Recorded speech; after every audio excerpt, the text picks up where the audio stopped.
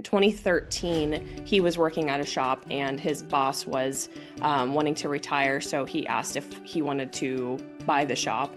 And we were 21 at the time. So we were still really young and we're terrible with money, like had zero life skills. I barely knew that I had to put a stamp on an envelope before mailing it out. I didn't like high school. I didn't graduate high school.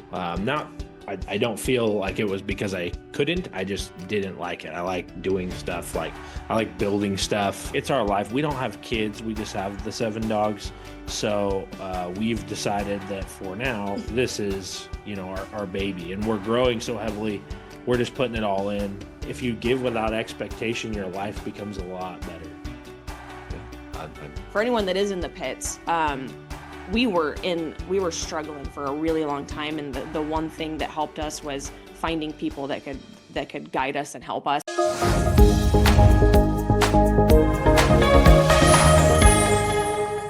Thank you, everyone, for joining us for another episode of the Lift Your Shop podcast. I'm Kelsey Altram with Lift Auto Repair Marketing, and today we have 2 amazing guests with us. We have Nick and Nicole Jones, based out of Anderson and Redding, California. So thank you so much for being with us today. Yeah, thanks for having us. We're stoked. I'm really excited. So you guys are the first husband and wife team to be on the podcast with me. And so obviously, there are a lot of other owners out there that are husband and wife teams as well. So I think it'll be really interesting to hear your perspective. And as another background for others that are listening, Nick and Nicole, they own 3 shops. They have Anderson Automotive and now 2 Thrive Automotive locations. And so first off, congrats. That's a pretty big deal to be growing so quickly. Yeah. Thank you. It's exciting. It's been a crazy journey. Yeah, we're opening our 3rd one this coming Monday. So right now we're in grind time, and it's oh wait, we still have to do 5 million things before Monday. And of course, I timed this podcast perfectly right before the Monday, since we are at Thursday for those of reference, or 3 days before or 4 days before the grand opening there of that one, but. As we get we'll definitely go into kind of what that's been like and kind of game plan and whatnot. But just let's start in terms of how this all started for y'all. So in terms of Nicole, if you want to start, how you got started in the auto repair industry. Yeah, so way back when Nick and I were 15 years old, that's when we started dating. I definitely had never had any intention in being in the automotive industry whatsoever. So it was kind of just because he grew up in auto shops, and I'm sure you have a lot to speak on that. But we were together in, for I don't even know how long it was by then, but in 2013, he was working at a shop and his boss was wanting to retire. So he asked if he wanted to buy the shop, and we were 21 at the time. So we were still really young and we're terrible with money, had zero life skills. I barely knew that I had to put a stamp on an envelope before mailing it out. And so didn't know you needed to sign a check either. Yeah, didn't know. We signed our first rent check when we moved out. We were 18, but definitely didn't know that you had to sign a check. And so that's kind of how we got into it. Was he was a technician at the time, and his boss wanted to retire. So I definitely was very not interested. Because I kind of had my own plans of wanting to pursue a career with animals. And so I had this plan of moving to Southern California and going to this school to it was an animal training school. And so that I just wanted to get my foot in the door with figuring out where I wanted to go. And so I was well, if we buy a shop, that I don't think I'm going to be able to do that. And so I was kind of against it at the time. But, come full circle, 11, 12 years later, we're now doing a lot with animals, and it's really cool to be able to mesh that all together. Yeah, absolutely. You have a really cool brand, and obviously it's cultivated into now you guys also have a dog rescue nonprofit, which again, congratulations on that. You guys are doing an amazing thing there. And that's really, and obviously this is the first time we're kind of really talking before. And so I'm learning as we go along, and it's very cool that your passion about animals has really come to fruition coming from auto repairs. It's such a unique journey to make that happen. And so we'll definitely dig into more of how that looks like. But then Nick, in terms of your job, obviously you sounds like you had more of the auto repair ingrained in your blood. So where did that start though? So my dad was a technician, most technicians who start out. and I didn't like high school very much. I'm trying to summarize it a lot. I know, pick it and choose it. There's so Yeah, much information. there is. Uh, I didn't like high school. I didn't graduate high school. Not I don't feel like it was because I couldn't. I just didn't like it. I like doing stuff like I like building stuff, the typical technician things. Um, so me and Nicole got together when we were like 15. So right about when we were turning 18, she was getting um, her dad was getting evicted from his house, and so were my parents. They were getting kicked out of the house we owned. They were renting and getting Yeah. evicted, and so I just decided, like, shoot, I got to do something to make money. And I had kind of grown up in a shop. My dad, always worked on cars, obviously, because he was a mechanic, had a shop. So I went to WyoTech, graduated from there, and then came out of WyoTech, went working for my dad again. But he was his shop was just really small, and I couldn't afford my rent at that point. Mhm. So actually, my first job was Anderson Automotive as an 18-year-old. Actually, I might have been 19 at the time. Long story short, I went around to a couple other shops, thought I could, find better. Grass is always greener when you're Yeah. 19, Mhm. and then I saw the owner of Anderson Automotive at a drag race, and he was like, "Come back." At that point, I had left. He's like, "Come back. I want to sell the shop." So he, I was like, "Whatever." Either way, I didn't honestly believe him, but Yeah. I just thought I really didn't like where I was working. It was like an hour away from my house. And so I came back, and then in like 3 months, he sold us the shop. He sold it to us like owner finance. He owed a bunch to a bunch of parts places, so that was the down payment. Like I just had to pay all those off. Mhm. He fired everybody, so it was just me. Uh, Wow.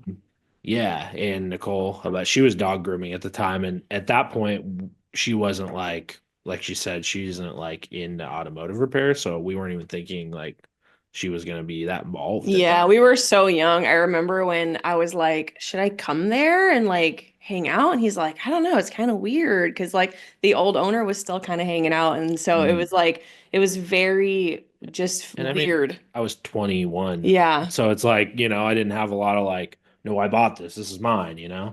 But then we bought Anderson Automotive. That was 2013.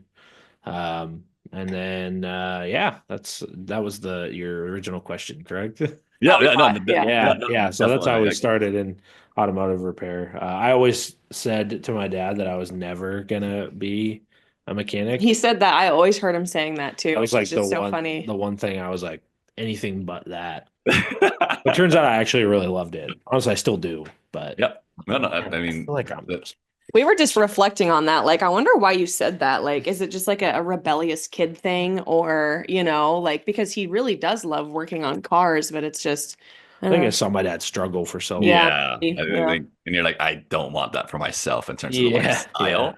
But obviously, I mean, there's different levels, yeah. as you guys are well aware, in terms of being an owner and what that looks like. And I'm sure now you don't wrench at all, and or if maybe on the side, not like maybe side projects, if you do anything at all. And so that's where again you can really elevate yourself in this industry, and it's really cool to see.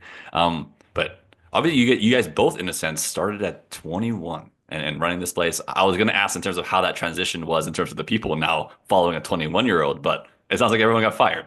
So then, Yeah. what happened next then? So obviously, like, I'm assuming people you had to start hiring people like to get them in there, or was it like, no, I'm just going to start wrenching on my own for a bit? What did that look like? Um, so first thing I did was hire my dad because I thought that would be a good idea. Um, it was in hindsight, I don't think it was a bad idea, but It was just um, hard. yeah, I just wasn't prepared. A 20-year-old isn't prepared to like lead their dad. But I mean, he's been doing this for so long, and I was like, yeah. So he was going to be the service advisor, but for some reason or another, it was like that didn't really work out necessarily. So Hmm. he ended up being a technician, and we went like that for a while. And then we just kind of slowly started adding people. We had another tech. He was like my first hire. I remember. that was weird. It's hard for me to remember, honestly. I have a really bad memory when it comes to stuff like that. But he worked for us for a while, and then we ended up letting him go, and then having another tech, which is actually still with us. His name is Mike. He is 72 now, though. He was older when I met him, but it's been, But he 7 or 8 years. yeah, like he was such a blessing because he just, if you meet him, he's just the happiest guy. He lives in so much gratitude. He's always appreciative of everything. And like being so young and not having any leadership skills, he didn't need to be led because he just was like, he just understood and he just had like, he was just the most easygoing guy, you know? He's the best first hire you could possibly Yes. have. Like, Yeah. he just is like, I don't think I've ever like had to have a sit down with him, or like he's just the best employee ever, literally. Like, I don't know how the world put him. He was moving into our area, and I remember the first time I talked to him, I was like, oh boy, because I'd never fired anybody or anything. So, I had this guy who just wasn't working out. But I wasn't quite sure. But and then I met Mike, and at that time I couldn't have both of them. So I was like, I have to hire this guy. So that pushed me into my first fire, which was probably the worst thing ever, honestly. But Yeah, and especially being young. I mean, like having to Yeah. that's a big hurdle as an owner to like realize like a change has to be made, but you're like, is it the right decision? Like, Yeah, and it, yeah, it's like grass is greener sort of. It's like, am I just thinking that it's better with somebody else, and I really do have it good because you just don't know Mhm. when you're so young, and so obviously there was a lot of hurdles. But Nicole, when did you decide to like? Obviously, it sounded like it was tentative in the beginning of like, do I go in? Or do I not? Like, when did it actually start though, where you started like getting involved and going in? Yeah. Yeah. So, I've always been in the past, I try not to identify like that anymore, but very antisocial, I was very just terrified of just people in general. That's why I think I wanted to work with animals because they're like safe, you know? Yeah, yeah. And one of our dogs is jumping on my desk right now. Our newest rescue. But anyway, literally. he came from the streets, so Yeah.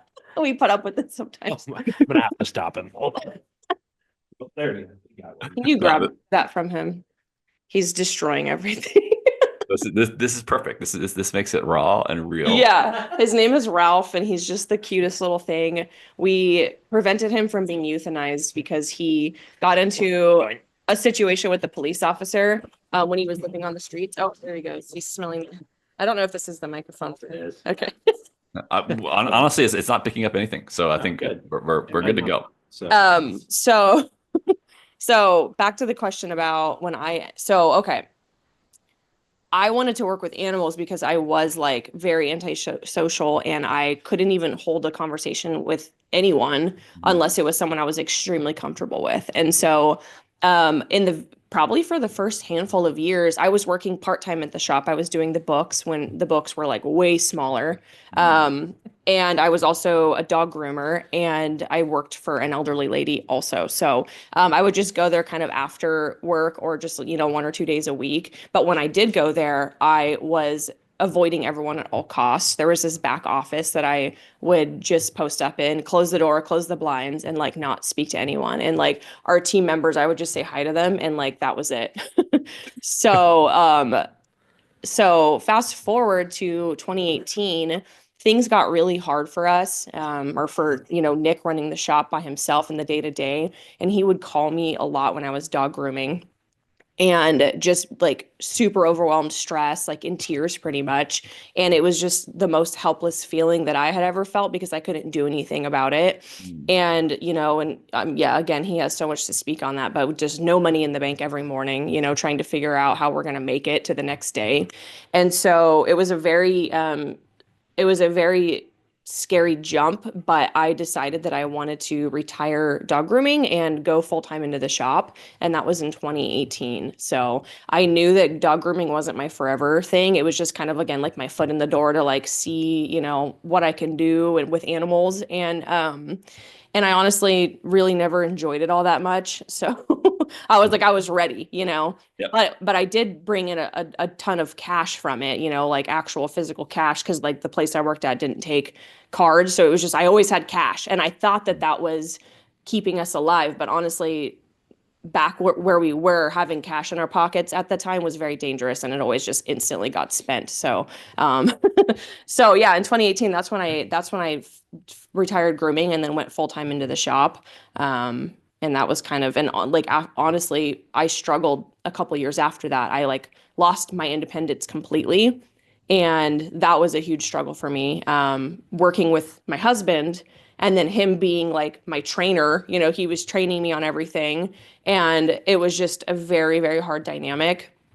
And then we ended up finding coaching along the way that really helped. But even then, like I found an old note in my phone that said like, talk to Ashley, which was my coach at the time, about getting out of the industry. So like I definitely rejected it for a really long time, Mm. probably until like 2020 was when I Wow. finally was like, I'm bought in, I'm all in. This is like where I need to be. This is my purpose. Because I found my passion within the actual industry. Because I'm like, I don't work on cars. I don't like cars. But then I realized that I actually do love people, and I love humanity, and, you know, and leadership, all of that. So that's kind of, and then also like with the money that we're making, again, we can help our rescue animals. Yeah, no, that's and as a quick side note, when did you both get married? So obviously, I know you guys met when you were 15, started dating, but when did you guys actually get married? So we're like weird because we don't even keep track of that. We just went to the courthouse and got married In our Anderson in Automotive our work gear. clothes. Yeah. Yeah. Oh, And honestly, at the time, I did want to have a wedding, and like I was more of like I had more of the traditional mindset. mhm. But then as time went on, I'm like, um, I'd rather spend that money and on a trip, you know. And Yeah. then I kind of was just not really into the whole wedding scene, and I don't think you really ever kind of had a preference, right? Nah, you couldn't But care less. so I think we got married in 2016. We actually got married on the day of our anniversary. So This guy. yeah, but Very nice. we always count.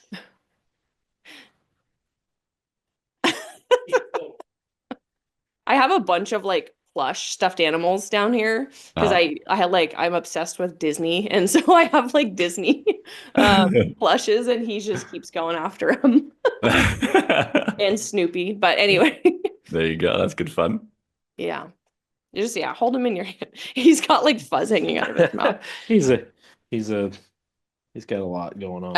Um So yeah, I think we got married in 2016 on the actual day of our anniversary, but we always count like when we first started dating when we were in high school, and Nick asked me out over text message. Well, hey. And we developed our really because we're both so shy. We Mhm. developed our relationship over MySpace. I don't know if you were Yep. ever on Yep. MySpace. Yeah. I was there for for those heydays. So yeah. Yeah. I was very sad when we were all switching over to Facebook. Yep. I remember that. I was one of Fate. the I was one of the late jumpers over to Facebook. So I was like, Me too. all my friends are on it. I guess I have to. Yeah. I was writing it out. I wrote it out for a long time, and that's pretty much what I'm doing now. Like I'm not doing TikTok. I just can't. I can't Yeah. commit to something else. Yeah, no. I mean, being a marketer, I have to be aware of what is going on in it, but I honestly don't. I've never downloaded it, so Yeah. I don't need something else sucking away my time. But awesome. All right. So like obviously now you're in the shop and kind of unsure of how things to balance, but then you're like 2020, you're like we're all in. Let's do this. Now, what does that dynamic look like between the both of you as kind of obviously co-owners in a sense and coexisting? How do you guys balance both in the shop? One, how often are you in there? And then outside of it and making sure that nothing carries over at times, or unless you're like, no, it's healthy for us to carry it over. I would love to hear kind of what that looks like for you both. Well, I heard you say the word balance, and that is tough. Yeah. I don't think there is a balance. Mhm. I think, we've had, it's very difficult, but we've worked a lot on it. We both have our own roles in our business, but we still intersect them, like you have to, right? Like if Yep. I'm doing marketing and Nicole's doing HR, or I'm doing, like operations and Nicole is, doing all the like financial stuff, or, whatever that looks like, Mhm. we have to intermingle. So there's Yeah. no, I always hear that balance and like set roles, which I believe in. I understand why it's said, but there's times where there's just no balance, really. I mean, like we're opening a third store right now. Some stuff is happening at our second store.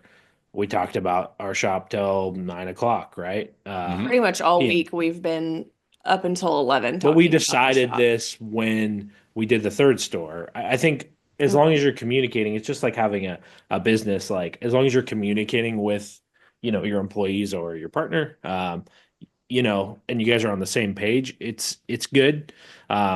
Sometimes it's really difficult because we kind of have like this thing like, you cool to talk about the shop right now, and then we both do. However, I won't say that's perfect because we don't have a balance sometimes. But then we will decide, after this shop opens, maybe 3-4 weeks into it, I know we'll be able to let that off, and then we'll spend.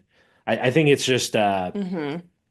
It's it's about it's phases. yeah. Yeah, it's like Yeah. phases that we have I to go just through. I just don't think there's, it's not like we can be like, okay, we've tried all sorts of stuff. We've tried like, only talk about the shop until 5 o'clock, or only, we can only talk till 6, and then it's, it just doesn't work. Yeah. It's our life. We don't have kids. We just have the 7 dogs. So we've decided that for now, this is, our baby, and we're growing so heavily. We're just putting it all in, and then hopefully at some point, we'll be able to back off, and but honestly, when I say hopefully, I love this stuff. So as hard as it is, I think we both like it. Um, Yeah. Sorry. one more second. Can you Huh. just throw him that brown thing, that brown toy that on the ground? Or that one, yeah.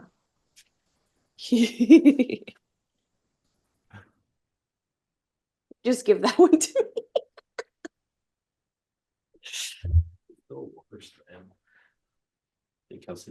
Can you just put him in your lap? Yeah. Does that mess you up like since he was in our lap for like some of it and No, no, okay. not at all. And I have a video editor, and so I every once in a while I make notes in terms of like when maybe there was just like, because I was like right now there was like kind of a break in terms of us talking. I'll probably just have them just crop it out in terms of, so that way Got it. the conversation still flows. Yeah, And so, for sure. yeah, Let me yeah, grab a leash then, if I have a second. 'Cause no, yeah, absolutely. Yeah, I put it down. It's like around minute 23 ish. So we're totally fine. I mean, Okay, I've cool. had internets go down. I've had lots of things throughout the Cool. podcast, and so we do our best. And I literally make $0 off of any podcast episode, so like it's not about that for me. I don't really Okay. care. It's just having a conversation, and That'll be fine. Yeah.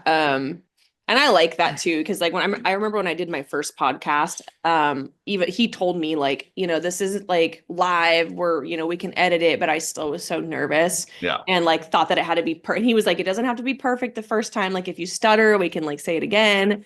And I was still like, I wanted it to be perfect the first time. And like that just put a lot of pressure on me. And so like it was just, I was so nervous. And so I'm like, because now I know like it is, something that you can edit. It's not so like I'm on a live broadcast or yeah. And even if it was, I like it's like people understand life happens, like things are yeah, going on, like we can be patient for a little bit, and yeah, for like sure. you get like it makes it more real. This is not like a staged set of questions Yeah, for that we're sure. throwing out there.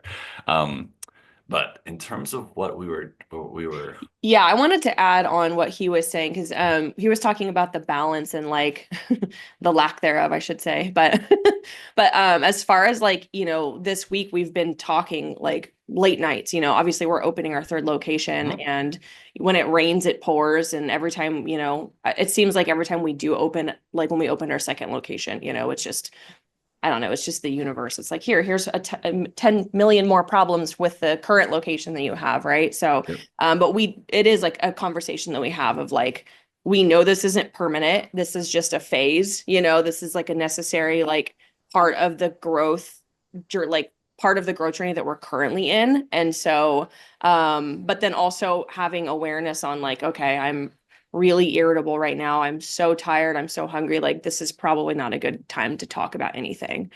But, it's like we've heard a lot of people say, like, leave work at, work. And then when you come home, like, don't talk about it. But like Nick was saying, for us personally, we don't have kids, and like we have really deep conversations all the time, and like we talk a lot about vision and our purpose and where we're going, and all of that is tied in with our company. So like that gets brought up all the time when we're at home late at night. And it's like, I think it's like when you want to talk about the negatives and like, oh my God, so and so's sucking, like, how do we figure that out, And so, like, that's kind of what we try to be aware of, not letting, like, the conversation go down that rabbit hole. Yeah, no, I think that's really important. So obviously, like, I mean, I ran we ran our marketing company together, my wife and I, for a good bit, but we have little kids, and so that's where she started feeling that disconnect of like our company was growing really quickly. I needed her support. It was like the company will like crash and burn because you're way more organized than myself, and it's like there's no way I can organize this. And so thankfully, like it was an amazing support. But then it got to the point like, we had our second baby, and like we are just like she really wanted just to and focus there. So like okay, we just literally wrote on everything that she did within the business. That was the job posting, and then then we hired for it, and then thankfully now like yeah, she's been a stay-at-home mom with our three kids now, and doing that. They've been doing an amazing job. But then obviously like we still talk about business because she like misses that like having that portion and involvement. But everyone has their own style. But I think it's important to understand the health in which the direction is going, because obviously it can go in a very negative direction very quickly without people realizing it, and then it turns into more like complaints rather than like oh growth and what things would look like. And obviously you guys are in a position where it's more of a growth discussion rather than a woe is me type. Yeah, like the toxic, like, talk about everything that's wrong, Mhm. as opposed to like talking about where we're going in our futures and like what we're building and like what we're here for. Yeah, absolutely. And so do you both like go to like shops at the same time together? Do you guys take turns going to one location, two location type of deal? What do you guys do? So we've done both. We find it really hard for us to both be in one shop at one time, Mhm. only because like what's the saying, like too many chiefs, not enough Indians or Yep. something like that, Yeah. like Yep. Nope. I probably got not you. politically correct. But No, yeah, no. it's just we have a hard time because like when I get in a shop environment, I mean I have been, so I just want to grab stuff and like fix it. And then Nicole's sometimes there as well. We'll And get then get caught in the crosshairs of like, yeah, yeah, I'll say like, something that I shouldn't have to her, or like she'll get upset because I was, yeah, there's always something, or she'll like run me over, and I'm like, what the heck? And then it's like because we're both pretty strong personalities, so we do go into shops together for sure. I think Mhm. it's important for our culture. Last year is when we opened store number two, and we kind of stayed out of it for too long, I think. We kind of just were like, okay, we got a manager, boom. A lot of people say they do that. For us, for me, I can only speak for myself, but I don't really care for that. I like to be involved, not doing tasks, like not being a manager, not being an advisor, but just having our culture there, I think is huge. It's something that we found out during store two. So, but to answer your question, we try to go to stores separately. Like right now after this, we're gonna split up. She's probably gonna go to what we call Thrive Shasta, and then I'm gonna go to Thrive Turn Creek, and Uh-huh.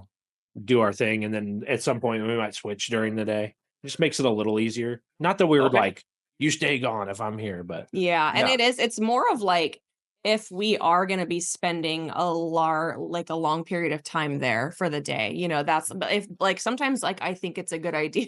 I don't know.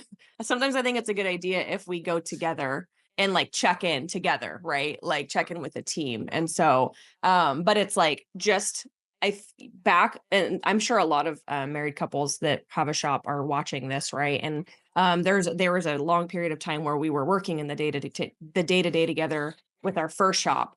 And that was when I was messaging my coach, like, help me, get me out. Like, I don't want to be here anymore, And because it was so hard. It was like not for me, for not only because I just was so automotive industry was just so foreign to me, but also because the dynamic between us was really, really hard. And whenever I talk to a married couple that is in that position, I'm always like, the first thing you have to do is hire a service advisor and stop working in the day-to-day so heavily together. Because it's really, really hard. And I couldn't even imagine for people that have kids then that have to go home and like parent together, and so I just don't think that's possible. yeah. I mean, maybe there's some And then still have a relation, like a romantic, intimate Mhm. relationship with that person as well, No, no, I mean, there's been times I've been in a little trouble in terms of like, hey, you're not my boss, and like 100% agreed, and yeah, I apologize for the way I said that because sometimes it's like when you're like, hey, like especially when you're both in fulfillment is what I call it, kind of on the back end of once, say, in an auto repair shop, though, it's like once a car's there, the fixing needs to be done, the payment needs to be taken care of, and just kind of that flow of process. When you're both involved, there is like in your mind, there's a way that is like the most efficient, and both are like, I mean, you're involved in different aspects, so you think this part is like, will be much more efficient, and so on and so forth, and that's where the clash tends to happen, at least in my opinion. yes. And so that's where then like you're like, no, you need to do this first instead, kind of deal, and it's like, whoa. Hold on a second. Like, no, my process, you're like belittling my process then in that sense. And that's where again, then the waves start to take place. And Yes, of course it's so easy for it to happen. Mhm. Even in like we always hear like making sure you have your roles, which again, like Nick was saying, is super important, but there are still times where you do have to make decisions together and they are going to overlap. But it's all about self-awareness is everything. And I always tell people like when someone calls me and is like having trouble with their husband, I'm like, I'm not discounting any of those things that you're saying, but all I'm hearing is like all the negatives, right? And so like something we're very passionate about is building each other up and focusing on the positives as opposed to the negatives. And then obviously the negatives will need to be addressed, right? But then if you actually like reflect on like, okay, if I'm complaining, just for example, like even in like everyday marriage, right? Like someone like my husband never buys me flowers or does anything romantic for me. Well, what are you doing for him? Like look inward and look at what you're doing and making and quit like only wanting to receive and making sure that you're also giving. It's like it's a relationship. It goes both ways. Yep. No, I think that's a very amazing point, and like kind of that looking inward sense that in regards to especially husband and wife teams, but even like when it's an employee that does something wrong, it's like, wait, what could I have done better to put them Yes. maybe in a position that they or a wouldn't have customer, done that? right? Yes. Yeah. It's like literally It everything. is Yeah. because we're always I think that's the ego, right? Like we're always trying to find blame. Sorry. Where Rock are my you? camel. We're always trying to find who to blame. Your ego is. It always wants separation, but really like when a customer's mad, I mean, even the craziest of customers, right? Where you're like, okay, we really didn't mess up. There's a shred of something that they found Of that truth. is always true. Exactly. And it's like, that has, like Nicole said, we've been in situations where I don't want like anyone watching this to think that like we're just like rainbows and butterflies because that's just not true. And it isn't. And I hate when I see that and like someone's like, yeah, we have it all figured out. We don't. We've just, I think where we're coming from when we're speaking on a lot of this is from a place of confidence because of how bad we've had it in the past, right? Like Yeah. it wasn't easy. We still struggle, but these are the tools that we found to make it work the best that we've found. Yeah. And for me, and the reason why I say look inward, because that has been like the single thing that has like been the most effective in changing my life and then changing business and my marriage, right? Mhm. We've been together since we were 15. We were kids and we've been through a lot even before the shop came about. Like Mhm. we had like we had some intense struggles. I came from a very unstable household when I was a kid, lots of like just physical anger. And so I mimicked that. And I was a very angry, I had a lot of anger issues. Like I would throw things. I was a very like violent person. Mhm. And I didn't have control over my emotions. And so like looking inward has been like literally life changing for me. And like, I'm just so passionate about it because of like the transformation that I've been through with just solely focusing on like, working on myself and improving myself. Yeah, I absolutely love that. I think you guys are doing an amazing job, at least in terms of communicating that here. And I can feel that you guys both have that understanding balance. I think that is a good word to use. I know at times it isn't always there. I know what you mean. But so I want to go into now, obviously, like as a husband and wife team, and you guys are growing. Obviously, you went to 2 locations and now 3 locations is starting here any day now. What has that journey been like in terms of one taking on that second location now? Because obviously I know that's a big jump. And now like what were the like kind of the things that you learned there that you're like, hey, I'm hoping to implement that here on the third one to maybe make things a little bit easier. You want to speak on that? Sure. Second location, so we're part of Shop Fix Academy, and there's a ton of great shops in there that have multiple locations, and they warned us of all this stuff that can happen. So we're like, okay, they said don't pull from your regular store because it can, or don't destroy your regular store, rather. Don't Pull the key players out and then move Yeah. into the new one. Yeah, and then we did that. And then it's like they're like, okay, yeah, have a lot of cash because it's going to cost a lot of cash. Okay, we didn't have enough, and and we thought we had all these things, just like anything else, right? Like, so we learned a lot about training a manager, picking the right people for the place. We've literally went through every employee other than I think 2 in the whole store. It's Wow. it has 5 techs. It had 2 advisors and a manager, and we've literally We gone went through it. everyone but one, and then the 2 people that we had moved over from the first shop. So they're still with us, and then one other guy. But everyone else, we ended up they either left or we had to let go. Yeah. So we there's this balance. There's this balance of, as we were training our manager, it's like, you don't want to micromanage someone. So in the past, I've been really bad about that, where like I want to internally, like I have a hard time with delegation. I think every entrepreneur can relate to that. I would assume, you do something so well yourself, it's really hard to let someone else do it and then let them make mistakes.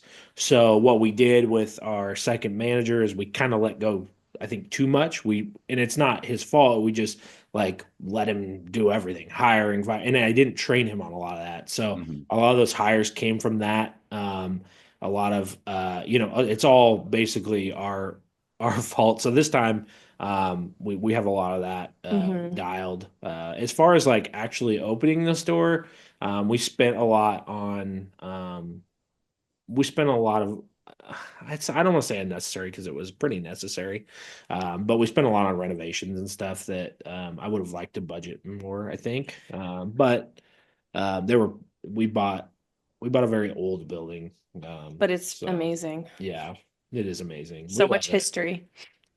So yeah, those are kind of the things. Staff, I mean, it's just like anything, and it's so obvious, but it just people are it, right? Like if you're gonna have 2 stores, your first one needs to be set, right? And then secondarily, you need to find the absolute best people for the second one. Again, that's pretty obvious. I don't have any groundbreaking news on that. Yeah. It's like simple but really important. And like simple, but it's hard. Yeah. Right? But the thing is with like moving, because the reason why we moved those people is because, they wanted to move up in the company and they were great people to move up. So it's like you don't want to keep them, in the same spot forever because you don't want to mess the store up. But you want to make sure that you have replacements, trained, ready to go. And what we did was we delegated all of that. We delegated all of the hiring and we didn't check any of that work. Like we didn't check to make sure that it was being done accurately, appropriately. We didn't train them either. We didn't train them. We just said, you do this. And then we just like looked the other way. And then, a couple months later, we're like, oh, we have huge problems now. These people suck. Yeah. I don't think that we overspent on renovations. I think that we actually, were pretty good overall with like opening the shop. Of course, it did take a lot of money, but I think that where we went wrong was where we didn't have high standards on being profitable after we opened. And so pretty much all last year was, we did struggle and we didn't have like, we kept speaking for myself, because we actually just at the beginning of the year, we were like, okay, we have to raise our ceiling. Like we have to truly believe it. Otherwise, no one else will, right? And if we keep putting up with low profit or no profit, then we're going to end up going out of business. So we have to change our mindsets. And I think that that was where, I would highly recommend like truly believing in your team's capability and your capability, and then just executing. And if I could add one thing on the Mhm. profit side, I think one of the things, I realize that hopefully there's auto repair owners watching this. And one of the things that I think I see most auto repair owners struggle with is profit and understanding that it's not a bad thing. Mhm. Like you need to make profit to help people, right? If you look Absolutely. at profit as like an enemy, I think we all see like, and I don't know where you're whatever, like these billionaire people that kind of suck as humans, and we're like, not my thing. But imagine, money's just the tool, right? So it's like every shop owner I talk to that wants to grow is always so afraid of like, oh, you like mark parts up for this much, but it's like that's what gets all of the things for those people who work for you, right? Like we have healthcare, we have two things of healthcare. We just introduced life insurance, retirement. We're like spinning this wheel, so they like we want to pay our people so much and allow them to have like such an awesome life that it's like they want to work for us, and profit is how you get there, right? Yeah. And it's No. funny because it seems to be mostly in service industries, because the people who are doing the work are now the owners, that they struggle with like charging like not a lot, but when you look at an invoice and you're like, oh, we made $100 on this part, it can feel like a lot until you start, breaking down all of the how much things are, right? Like if I want to provide healthcare, how am I going to do that unless I charge accordingly? But you take care of your customer, obviously, and you provide that value. I think that's where we've sat instead of being, when I first started, I wanted to be half price auto. That was the, The that was, original name idea. yeah, that was my. Oh, the volume went away. Sorry about that. Oh, No, we're good. We're good. It was half and price auto. yeah, half price auto. So, uh, yeah, I just wanted to touch base on that because I feel like Yeah, if it's you're so funny. a shop and you're not like, don't be afraid to charge more. Now, don't just go raise. I actually did just raise my prices overnight when I got a coach and nothing happened. But Mhm. you want to provide more value, for your employees and your customers, and you want to be that person that's maybe like we're not known to be the cheapest guy in town, but like we have loaner cars. We have employees that like smile and don't hate their lives. We have, sorry, we have, all of that stuff, like when you come into our shop, you feel welcome. You don't feel like somebody hates their life being there and like, It's a welcoming environment. Yeah, yeah. there's a nice cozy area to hang out.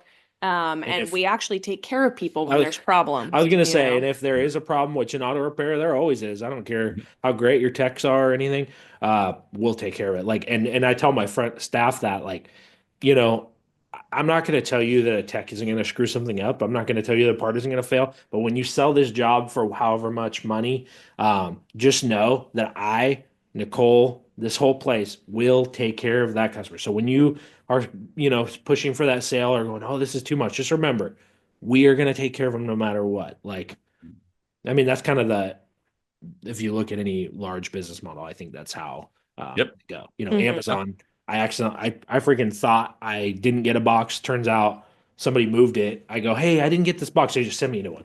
Now I'm like, oh, I have two. It's Yeah. like they just take care of you. So Yeah. what can we learn from that?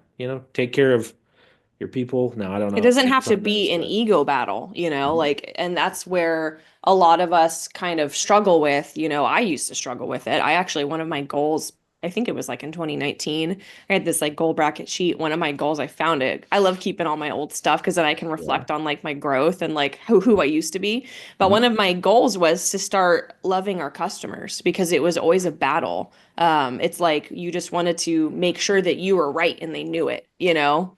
It goes back to exactly what you said earlier, which is like, Relationships. I always believe the ego wants separation, but it's like when you're mad at your spouse and you're like, God, they're so mean. Like they don't do this. And then what are you doing? Like how are you responding when things go wrong? If you want, more whatever you want in your relationship or in any relationship, I always put that out first instead of expecting it all the time. I think there's a book called The Four Agreements. Highly recommend it. Hmm. He talks about no expectations, and if you give without expectation, your life becomes a lot better. Yeah, that's a great quote there. To It's one of my favorites. yeah, I have to practice it because inherently, I come from a family that is always expecting Transactional. transactional. That's Yeah, the word. transactional Yeah. okay. So it's relationship. like I have to constantly think about like, okay, and it's wild, like if you're mad about your anything, in your house at a business, if you're like, God, my manager just isn't performing, if you just do what it is that you're looking to get back, you'll see it tenfold. Yeah, no, Wild definitely. instead So of stomping your feet and yeah, this third location, do you guys have it all like pre-staffed already? Is everyone ready, like kind of ready to go, or is it kind of carrying over? I don't know if it was an existing shop, so there's some hangover people. Like, what does that look like? There's two people that were there that are still on board. Oh, And then we are pretty much staffed. We're not full shop capacity staffed, but we do have a pretty solid team. We have room for two more technicians. So we're going to add nice. those, along the way. But it's a really solid team. We actually took one of our technicians and moved him into the leadership manager position. And so that's something that, we actually don't hear happening a lot within like our coaching group, but Huh. our direct coach, she has done that a handful of times. So she's walked us through that. And I think it's really cool because it's really showing all the other technicians that they have that capability, Yep. And then we're kind of trying to grow people. loyalty takes ingrains with the team where they know like, oh, like, this is not it for me. Like there is a level up that can naturally happen if this shop succeeds. Another one will come, and then I can step up to a leader position there if I'm worthy. So I do like that. And I'm curious, did you guys like have a checklist of things, and you're like, hey, you do this side, you do this part, or is it just kind of like these are the things we need to get done, and we'll kind of combine to we're get. we're We fine tuning that. well, we use Basecamp a lot, Mhm. so Okay. we have to-do lists in Basecamp, and then yeah, I mean honestly, I don't. It's not. It's pretty good. We had a checklist like Nicole. We kind of Mhm. sat down. I do a lot of like the marketing. I'm really good with equipment, obviously, because I'm a technician. We have to set up all the IT stuff. There's a million different things. Yeah. Signage. Like she's more of like she did worked with the contractor to figure out all the materials we need, and like we just did a light renovation. All of the like pay plans with people, all of the I don't know, you can speak on all this stuff. No, yeah, I know we you do a ton. we did we did have and we've been really, I feel like our dynamic has been really healthy this year with how we've divided and conquered. Mhm. I think honestly last year I'm in a way, which is a great thing, but every year it's like the goal is to be a better person and mentally better and stronger. And so I think last year I was a little bit more what's the word?